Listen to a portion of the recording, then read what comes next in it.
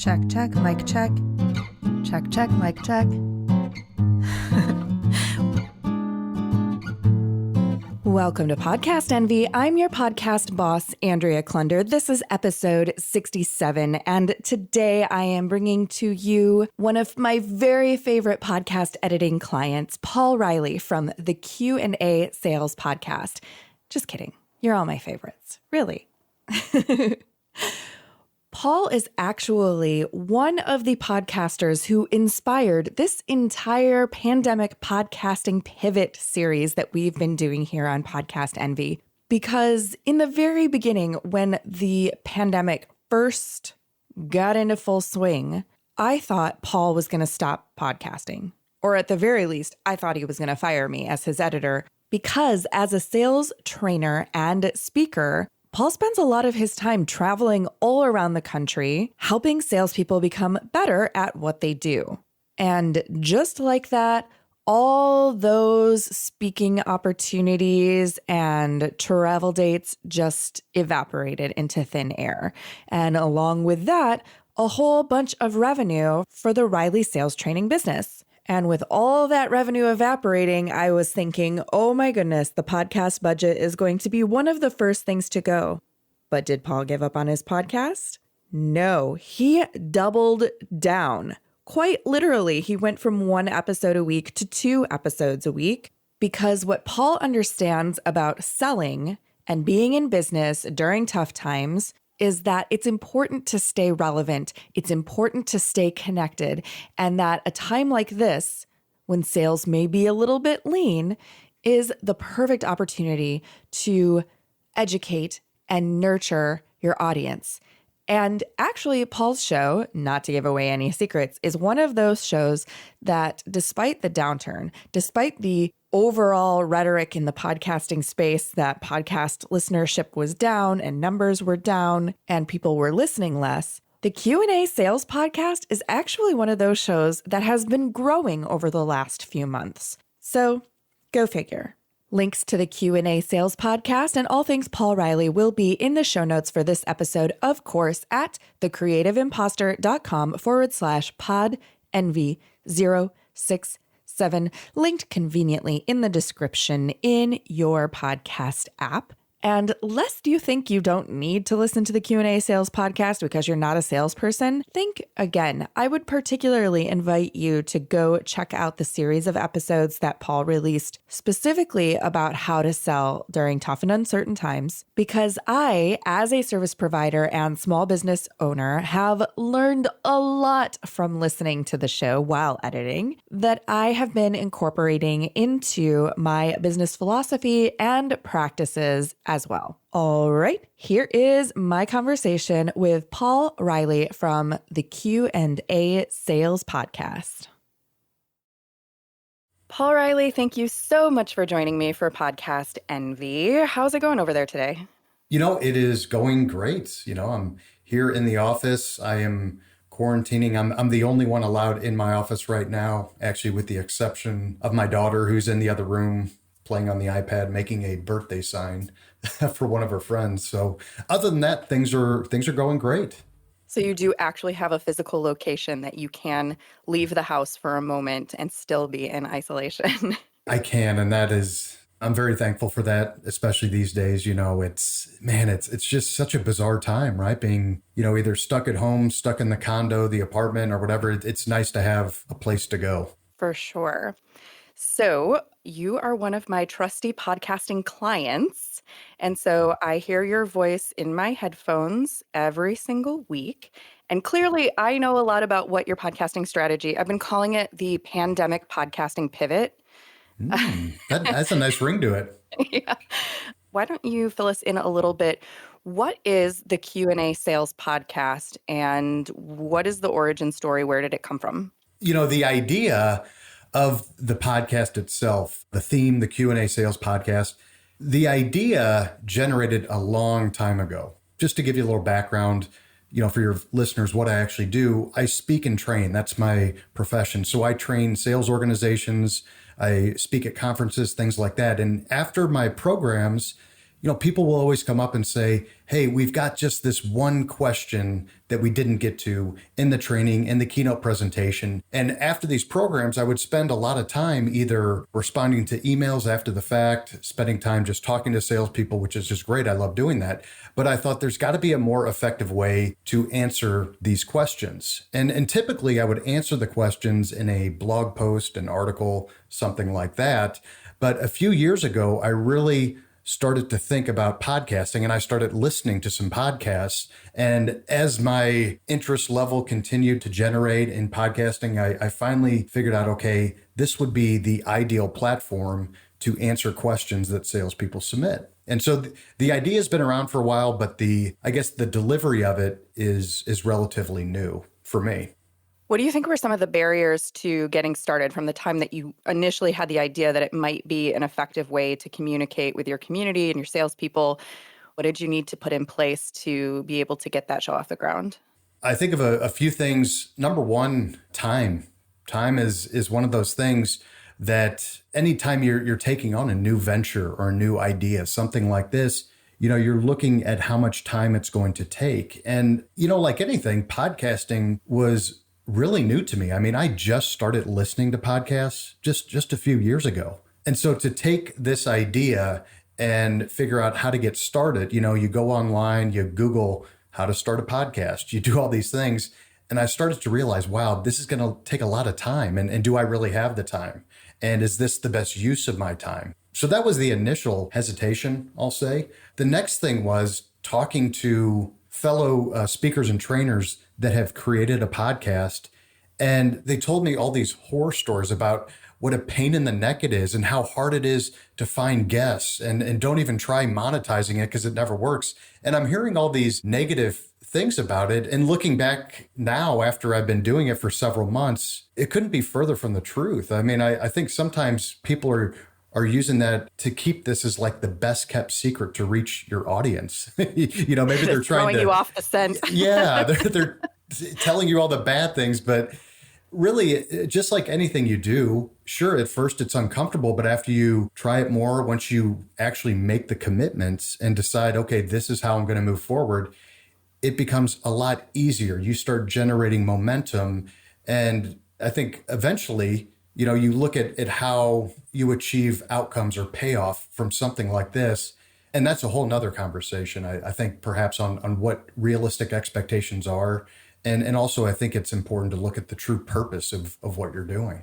Well, I think that's a good point, because that is something that is in so many conversations in forums, online, and at podcasting conferences. The most popular sessions are always, how do I make money off my show? This word monetize, I hate that word so much. How do I monetize my show? And how do I get more listeners? Those are like the two top questions that everyone has going in.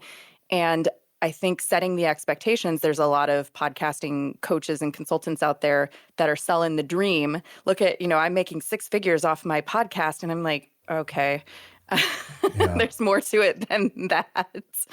What have been some of the pros? Like, what have been some of the benefits? Because you're a relatively new podcaster. It hasn't been that long. But what are some of the benefits that you've already started to see that keep you investing the time and energy and money into it? Yeah, absolutely. And when I'm reflecting on the reason why I started the podcast and why I wanted to focus on this, it really aligns with my purpose in my business. My purpose is to positively impact the lives of other people by being a person of value myself. And that means I need to focus on helping my community more, solving their problems, serving their needs. And by doing all of those things, I think you'll naturally create a bigger audience, right? How could you not if you're focusing completely on what they need? Podcasting is just an extension of what I've already been doing my whole career. It's another way that I can connect with the community and help them and provide them support and guidance. And so with that being said, I'm getting emails and phone calls from salespeople who tell me, wow, I can't believe you actually answered a question that I submitted on the show. For example, just a couple of weeks ago, I did an episode from a listener all the way from India, okay? And his name is Atul. And I felt bad because I feel like in the podcast I said a tool from India. So I hope they don't think I was like, oh, this tool from India. No, his name was Atul. And so he submitted a question, and he was gratefully sent me a note back saying, thank you so much for answering my specific question. And it was how to sell life insurance to protect mortgages. And it's a very niche question. You know, the amount of people in the world asking themselves that question is very small, but it helped them. So that's rewarding, is when people will say, hey, it's really been helpful. I love it. And also when they say, thank you for making it relatively short. They like the fact that it's, 10 to 20 minute shows. Salespeople can listen to it in between appointments when they're driving to and from appointments, or we used to do that. We'll do it again soon. But it is very focused on the content. And I also like bringing in a guest occasionally when they can provide some more depth to one particular question. That brings up about 10 different directions that we could go next. One thing that I was thinking when I did hear your episode from India, when you look in your podcast stats inside of your host, in this case, Libsyn, you see that people are listening from other countries, right? You see like, oh, here's a few listens from India. Here's some from Bangladesh. Here's some. And part of me is like, really? Why would they be listening to my show from somewhere else? And so I loved that I heard that, because I'm like, this is validation that that is actually true, that it is a way to reach a global audience. And I'm wondering if you have a sense overall of who your listeners are. Like, obviously people who work in sales, but is there anything else that you can sort of infer, or that you've been able to find out about who is actually listening to your show? It's because I'm just that awesome. And no, I'm kidding. That's not the case at all. I can assure you of that. But I've had a following before the podcast initiated, mainly in the US. Globally, not really. But I do have some clients that I work with, I train in the US, that have operations throughout the world. And I look at my audience on LinkedIn, and there is an international presence there. I think that, I'm picking up some of the folks that have already been engaged in the content that I'm sharing. Now I have a new platform for them. But it's also starting to grow. I mean, as I mentioned on the podcast, it's 32 countries now, and in countries that I know that I haven't traveled to and spoken to, or trained in rather. But I think what's happening is you put content out there, and who knows how people share it. A colleague in the US who I trained, like a VP of sales, I worked with their group. He might be at an international meeting or conference with his entire company and say, hey, check out this podcast. It's got some great insight. Then that person checks it out. They share it with their sales team. I think the idea with this, if you create the value for your community and put it out there in a way that they can find it, they're going to reward you with listening and downloading, and then also sharing it with people they think will benefit from the message. You've just got to put it out there. And to your point, I was amazed when I looked at, initially the first few months, I was like, wow, it's been downloaded in like 5 or 6 countries. And then after a couple more months, it's up to 20 countries. And now it's up to like 32 or 33 countries. And that is really surprising to me. But it's neat too, right? Because now we're connected. We live in this world where, the only limit to what we can find out is the edge of our imagination. And now we can share it via podcasting and that. So it's great. It's Podcast Angel time. This is that time of the episode where I get to invite you to take part in a product, service, or opportunity to make your podcast the envy of everyone else, and hopefully make a little bit of money for my business as well. You know what they say, always be closing. Thursday, August 13th, 2020, Launch Your Podcast with Podcast Envy is coming up online via everyone's favorite platform, Zoom, 7 p.m. Central Standard Time. This is a whole overview of everything you need to get your show off the ground. And I still have a couple of free spots available in that class, so don't wait. You can get your spot at thecreativeimposter.com/launch envy, linked in the show notes for this episode, of course, in your episode description in your app. And if you're like, but I'm already a podcaster, I don't need the Launch Your Podcast class, I want to ask you a question. Is everything about your show working exactly the way that you want it to? Are you 100% happy with the content, the process, the results? Are you missing opportunities to make your show even better? Let's talk about it. Podcast Envy Office Hours is now coming to Podcast Envy, the show. How it works is that you book a time with me, pick one thing about your podcast that you would like some help and support and discussion around. We'll get together online and we'll talk about it and see what we can come up with together. And then we'll share it with Podcast Envy listeners everywhere, because I'm imagining that as podcasters, most of us learn pretty well from hearing from each other. The link to sign up for office hours, of course, is also listed in the show notes for this episode, along with the link to your Launch Your Podcast class on Zoom. Office hours with your podcast boss, that's me, are open. Don't miss this opportunity to advance your podcasting success. The other thing that I was thinking about when you and I first started talking about creating your show, and you told me the idea was that you were going to have a form on your website and people were going to submit questions and you were going to answer them, there was a part of me that was like, oh, this is never going to work, because getting people to take an action from a podcast can be so, like, I hear this happening all the time where people are saying, I can't get any feedback from my listeners. I can't get them to click this link. I can't get them to take this survey. I can't get them to join this thing. I can't get them to, like, I can't get my audience to do anything. And I was thinking, what if nobody submits a question? And of course, I had full confidence that you had some in your back pocket, that you were ready to go to like get the momentum and to fill in the gaps. But I'm just curious, like, how has that been going with question submissions? Have you been getting more than you expected, less? It's hard to say, because I honestly, I had no expectation of questions initially, because it's a show that's created by salespeople for salespeople. So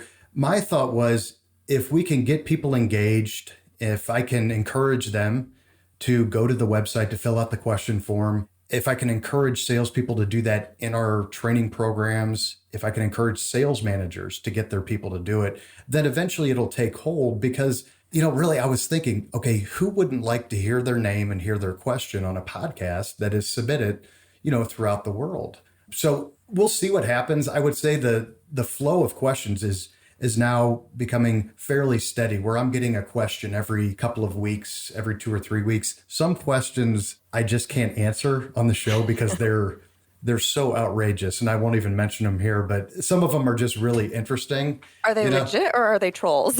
They're legit, I'm afraid, but I don't even know if I could get into it, to be honest. They would be very inappropriate questions to answer on a podcast that I have, for my platform at least. And it's interesting. It's fun to keep it interactive, and having the website that we built along with the actual podcast, that just gives people one more way to connect. The traffic on the website has been pretty positive as well, and I think that's where a lot of the downloads are coming from, as well. So, we'll see what happens with the questions, but I see that continuing to increase.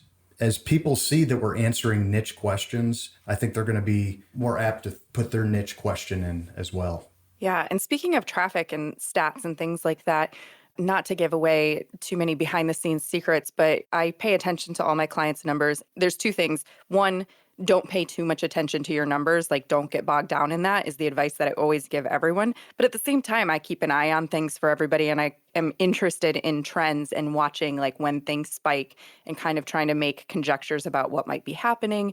And I know that your numbers have been steadily increasing. Mm-hmm. And like you said, you started out the gate, you already had a following that you could reach out to. So you didn't start from zero. I mean, everyone starts from zero, but sure.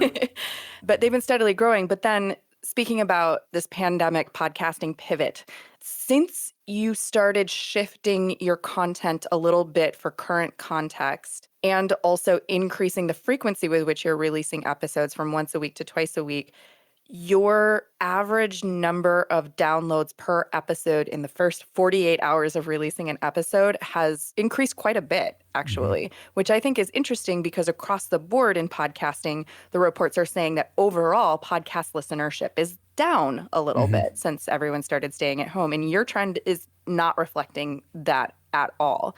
Yep. And so I'm curious for you, first of all, if you could talk a little bit about what your content shift has been to be responsive to the time. why you decided to go that direction and why you decided to increase the frequency of publishing episodes sort of all in one. And I have a feeling it has something to do with that idea of going back to being a person of value and providing something for your community. Yeah, no, absolutely. And what's interesting, so a couple weeks before we kind of shut everything down, so right in the beginning of March, I was speaking at a conference and I addressed a group of salespeople initially. It's a conference called the University of Innovative Distribution. It's a great conference. So I spoke to a group of salespeople and then also a group of sales managers later in the afternoon. And it was kind of that interesting time where everyone was like, okay, I wonder what's really going to go on. What's this look like? And there was a lot of concern. I could sense it in the room from the sales leaders that I was talking to, from the salespeople. And after that, I thought, okay, this is something I need to focus on. I need to help with. Personally, I've sold through the Great Recession before, back in 2007, 2008, 2009. I remember what that was like and how painful it can be at times. And that was not an easy time to go out there and try to sell. And so I thought, okay, we're probably going to enter some tough times here. That's what everything was looking like. And so then and there, I thought, I need to go back and take our content. We have a program called Selling in Tough Times in Tough Markets. And I decided I just need to get this message out there. I need to focus on sharing this content, although we usually try to sell it to people, right? Via webinars, via a book. And I'm not saying I'm not going to do that maybe in the next couple months, but initially people needed something to lift them up, both their attitude and their skill set. So I thought, okay, let's focus on that. And then I said, okay, I need to bring in some guests that also are kind of doing the same thing that I'm doing as well. They can provide some insight. So I brought in some guests that can do this as well. As a speaker and trainer, I think last year I did 120 speaking engagements. So I'm traveling every week, speaking 2-3 times a week. And I didn't have time to create as much content as I would have liked. So to answer the other part of your question, I also decided to bump up the show from once a week to twice a week, frankly, because now is when I have the time. Now is when people are craving information and guidance. So I think it's important to share that with them. And also, during tough times like this, I know this is when maybe some of my competitors who do what I do are getting scared or shutting things down. They're trying to hoard their resources. And I never thought that was a good way to go through any tough time, because this presents an opportunity. Right now, we have an opportunity to continue to expand, to share the message. And all of that, I think, came to a head. And I think that has helped spread the word a little bit. And I think providing this content, like How Do I Sell in Uncertain Times? That show is the most downloaded show that I have right now. And the message is so on point. It's close to what salespeople are looking for and what sales leaders are looking for. And so all of these shows, I create them thinking about the salesperson out there in the field facing these challenges. What do they need to hear, good or bad? What is it that they need from a skill set? And by focusing on that completely, I don't really worry about the downloads or think about them or how to monetize it. It's about creating value. And those opportunities will come eventually, I'm sure, but the focus is just creating that value. Yeah, that makes a lot of sense. And something that I also will say is typically I would not be listening to a podcast for salespeople because I don't consider myself to be a salesperson. That being said, being a self-employed person, you have to also be a salesperson. And that is not necessarily something that comes naturally to me at all in terms of my own products and services. And listening to your show has been helpful and illuminating for me too. Like there are certain things in there though, even though I'm not, out there making sales calls per se, or like having prospecting lists or things, but just a lot about the mindset and looking for opportunities in the way that you frame things has been really helpful. Even I think for anyone who has any kind of entrepreneurial or business, that they do need to figure out how to connect with those clients and customers. Absolutely. Yeah. I mean, and that's, self-employed. And I know many of your listeners, your audience, they are self-employed as well. And we're always looking for ways to, to build our business, to share our message, what we're deeply passionate about. And that's why I love podcasting now, because it's relatively new, but it creates a whole new platform that I was a fan of before, but now it's just part of the way I do business. You said that last year you did about 120 speaking engagements, and a lot of that was travel-based. Do you have a sense of what percentage of your revenue approximately is affected by not being able to do that right now? Uh, I would say realistically about 70% of my revenue Yeah. is right now is completely just gone. It's that, and that's the near term dark picture of what's happening right now. I mean, I'm not getting on a plane. I have a training center here in St. Louis. It's in my office in the back there. We usually do public seminars a few times a year. We're looking at how to shift that around. So I would say short term, yeah, the picture does not look good from a revenue standpoint. But as a business owner, what you do is as soon as this happened, I did a basic stress test on my business and I said, okay, how long can we operate here? And looking at it, cash flow and everything coming in, there's about a 6-month runway. And I feel good about that. And that means if nothing else happened the rest of the year, for 6 months, we can continue to operate as a business. Now, when we get to that point and things haven't changed, I will have already completely shifted the business by then because I'm a salesperson at heart. I'm going to find a way to make money. I mean, that's just the reality of it. But you stress test the business and then you give yourself a runway. But the reality is, as a small business owner, and this, nothing's ever certain, nothing's ever guaranteed. Things happen. We should all be used to fighting and clawing our way to make things happen. And people that are already doing those things and have been doing those things, we've got a skill set that we can call on that most people cannot. And I would say that's a good thing. Now, long term, obviously, I've been doing more virtual training as well, which is good. That pulls in revenue. Also, that keeps me at home so my kids don't have to, watch me pack another suitcase. So that's a positive side of it. But I think right now, with what my clients are telling me, with training, speaking, coaching, whatever maybe your audience does, right now they have open ears. You have employees that are craving connection to their company. And I think offering training and coaching and consulting can certainly help with that right now, even if it's virtually. It's just a way to shift the business.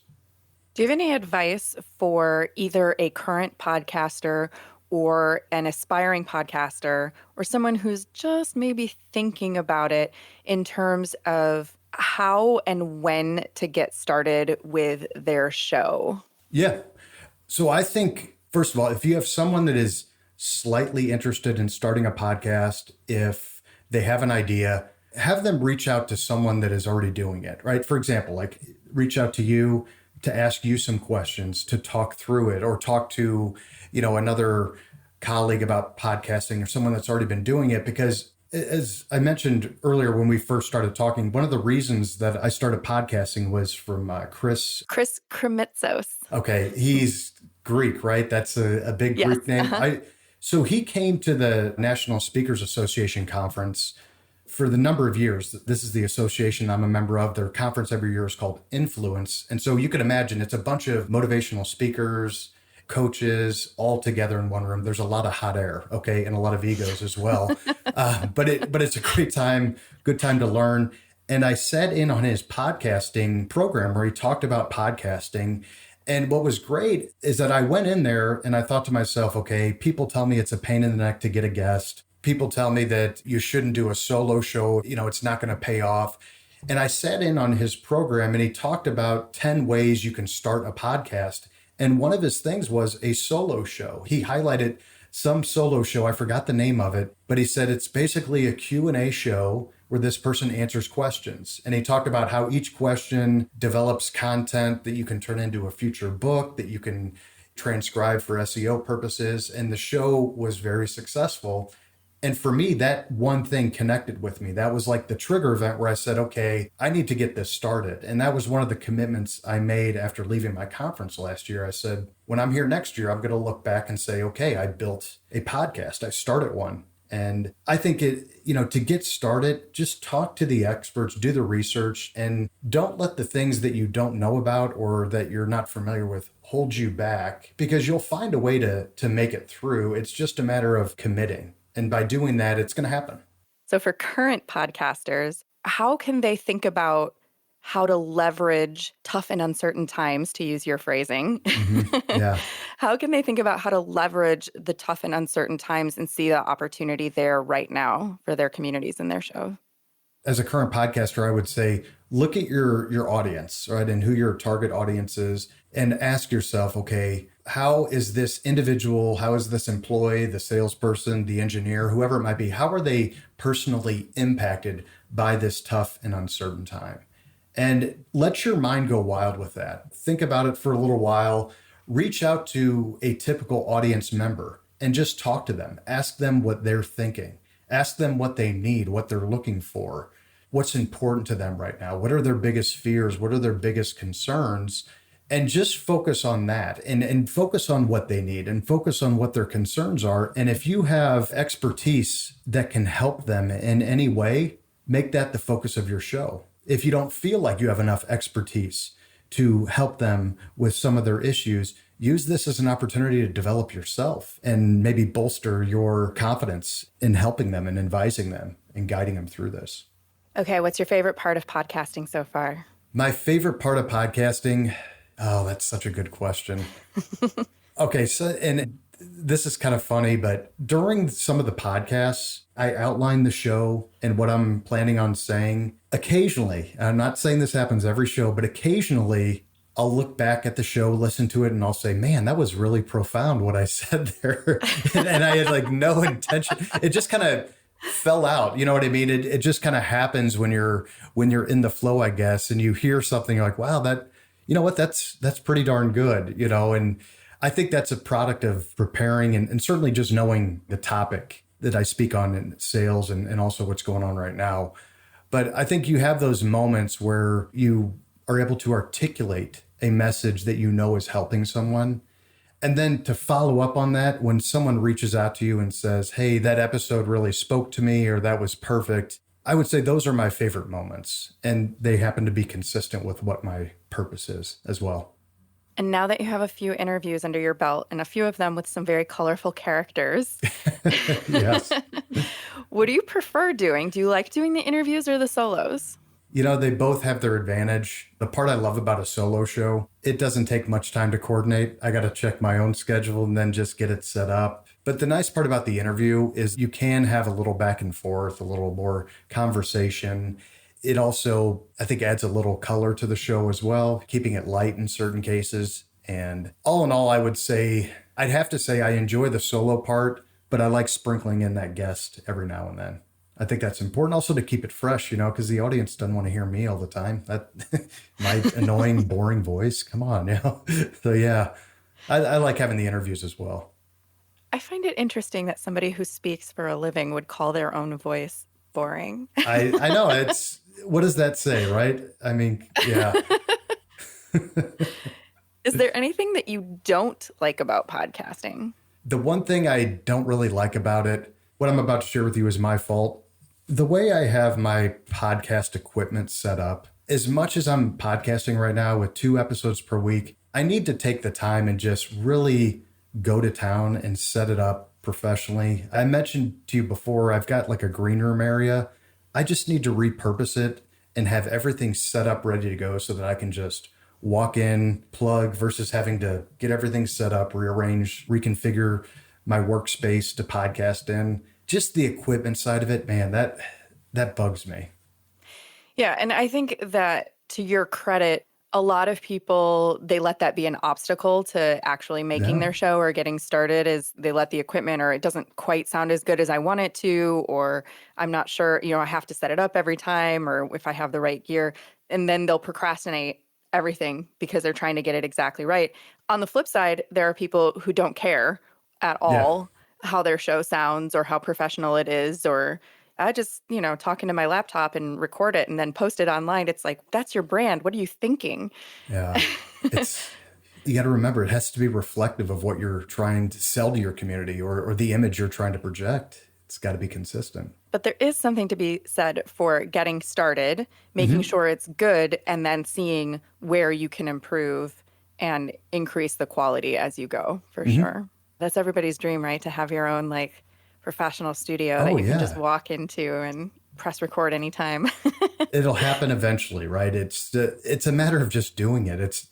Of all the things, on my priority list, that's towards the bottom, I would say. But yeah, eventually.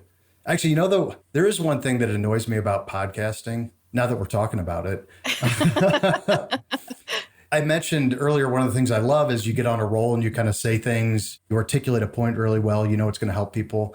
There are some days when I'm recording a solo podcast show where I just sound like a complete idiot. And you've seen some of the editing. When I send over unedited versions, I usually will say something like, hey, you should get paid overtime on this one, because it's like I can't almost get out of my own head to articulate the message in a way. And that's one of those where I usually end up pausing and just kind of stepping back for a little while and then hit the recording button a little bit later. But I'll tell you, that is one of the frustrating things. I will say that one of my favorite parts about being a podcast editor is when you, as the hosts, leave little messages for me in the audio track. Oh, yeah. You'll say, Andrea, I'm really sorry about this one. Or, editor, please ignore that. Yeah. Yeah, I enjoy that a lot. I'd almost want to do like a special outtake episode or something where you can just highlight all this or something. I don't know. That would be funny. At least to me, maybe not to, the community, but oh well. I have not been saving those things that hit the cutting room floor in a... Good. That's okay. That was my roundabout way of asking. In a folder. Yeah. The outtake folder. I could. Yeah. Maybe that's a value add that I can offer for my client. Yeah. A little extra. Blooper reel. I won't play the blooper reel right now. Just kidding. Exactly. Paul, is there anything else that you are thinking you'd like to share with Podcast Envy listeners today? Anything that's coming to your mind right now that we didn't get a chance to talk about? The one thing I would say, and this is just my opinion, maybe you can share or shed some more light on it. It seems like podcasting is still relatively unexplored territory for the way we can communicate with our clients, with prospective clients. And it seems like it's going to continue to grow, become more and more popular. And I would encourage people just to try it now, to act now. And once you get started, make the commitment to give it at least 1 year of steady and consistent effort. And the reason why, you've got to view this as a long-term play. When I started with this, one of my goals was just to grow and expand my audience and deliver on that purpose of creating value for people and positively impacting their lives. And to do that, it's not going to happen overnight. But I was able to also justify the investment because I knew that I could use this as another way to support my current clients, that I'm able to recommend this. And it's another way for me to surround them with my message and with this message that will help them and continue to help them grow. And also, it's just one more breadcrumb you're leaving out there that leads back to you. And so it has to be a long-term play and make the commitment. There was one of my colleagues who's a podcaster and a fellow speaker, and he said something like almost half of podcasts don't make it past like 25 episodes or something like that, which shocked me. So I think the opportunity is real. I think you got to give it time, give yourself some credit for starting, and then realize you're going to have to continue to tweak it and make it better, and just get started and stay committed. Podcast Envy is produced by your podcast boss, Andrea Klunder. That's me. The Podcast Envy theme music is by Valentin Sosnitsky, courtesy of the Free Sound Project at freesound.org, and our podcast Angel music is by Benjamin Mastropolito, also on freesound.org as Lemon Cream. All music is licensed under the Creative Commons. Our episodes are mixed by Edwin Ruiz, and hey, if you want your show to sound as good as ours, hire us. Put the magic audio mojo of the Creative Imposter Studios to work for you. Thanks so much for listening, and here's to making your podcast the envy of everyone else.